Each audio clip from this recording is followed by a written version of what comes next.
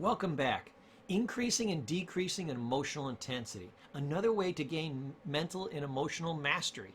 Everybody should have this. Most people don't. You'll have it. And again, you'll be able to use these tools to change your emotional states, and through subtle influences, which is what neuro-linguistic programming is, you'll also be able to persuade other people to shift as well.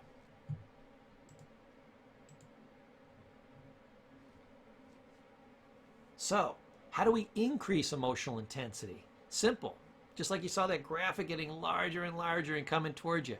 Make it bigger. Make it brighter. Saturate it in color. Make it closer to you till it just about bops you in the nose. Get associated with it. Look at that picture of the guy. Feel his intensity. Feel his emotion. Feel the tension in his hands. Get fully associated with what's going on. Make it brighter, clearer. This is how you visualize everything. And how do you want to do it? You want to do this visually, auditorily, kinetically, any way you can do it to increase emotion. Now you do this for the positive emotions like happiness, joy, confidence, success, accomplishment, ego, whatever it needs to be. When you want to increase intensity, say for motivation, boom, do it like this. This is your formula. You should write this down. Now, if you want to decrease emotional intensity, just like you see in the graphic, make it shrink, make it get smaller. You know, as you're thinking about these bad times or things that happened in your past, make it dimmer, grayer, farther away. Make it get tinier and tinier. It may even disappear into the background.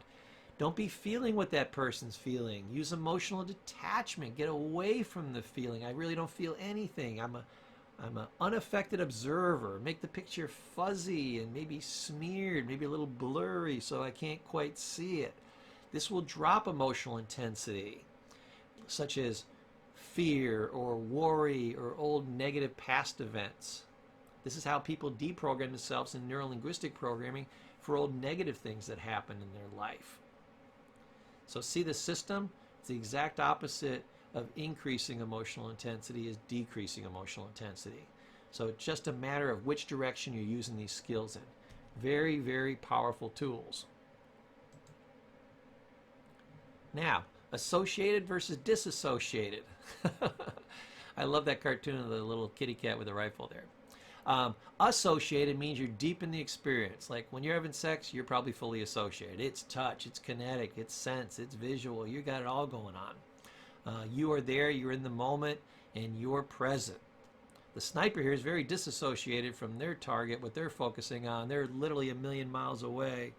It's just, you know, I'm going to shoot you, but hey, nothing personal, it's just business. That's dissociated. So when you're associated with something, that increases the intensity of the feeling.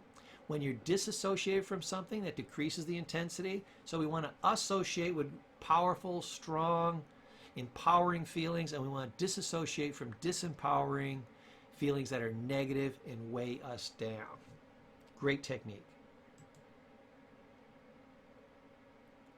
Physiology and emotion. This is huge. Remember, your physiology is a huge part of how your brain works and how your emotions work. I love this cartoon here. Charlie Brown says, "This is my depressed stance." When you're depressed, it makes a lot of difference how you stand.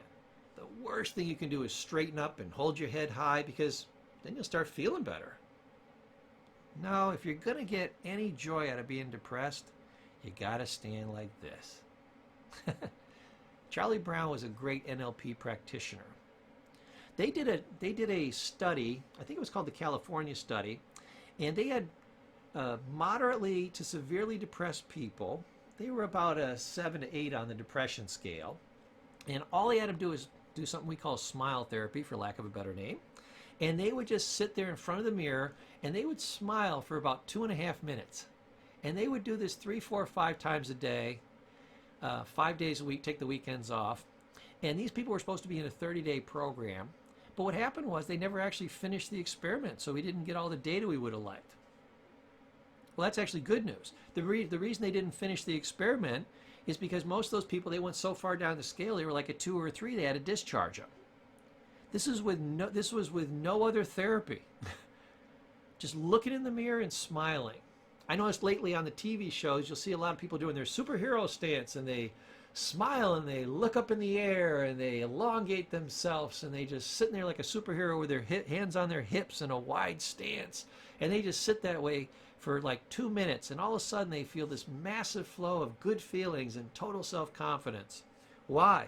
Because the physiology is changing the psychology. The physiology, I'm going to say it again, is changing the psychology. Write that down. Think of it if you're thinking of, I want you to picture somebody who's really depressed, almost like Charlie Brown.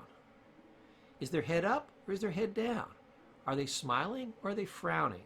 Are they breathing alive and full or shallow and really low? Are they talking really high or are they talking really low? Are they talking really fast or are they talking really slow? Notice what people are doing. The way they're using their tone, their pace, their physiology, mostly their physiology we're talking about, that's how they change their emotions. That's how that works.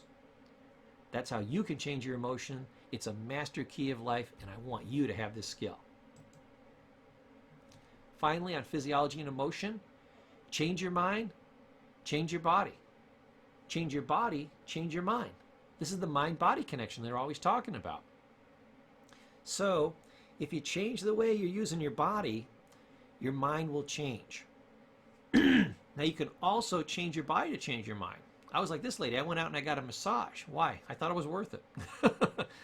I noticed as they released the muscular tension, they affected the body, it affected the mind. I also noticed that when I meditate, like this gentleman's doing here on the left, as I would meditate, or even when I would do some gentle sighs, I would get a release in my muscles.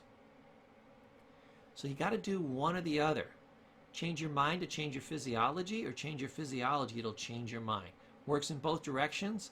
Almost like the carrot and stick thing we were talking about earlier. What's the best solution? Do both. Relax the body, relax the mind. Use your mind better, use your body better, and what will happen to both? They'll both get better. Absolutely amazing, powerful technique, life-changing if you use it properly.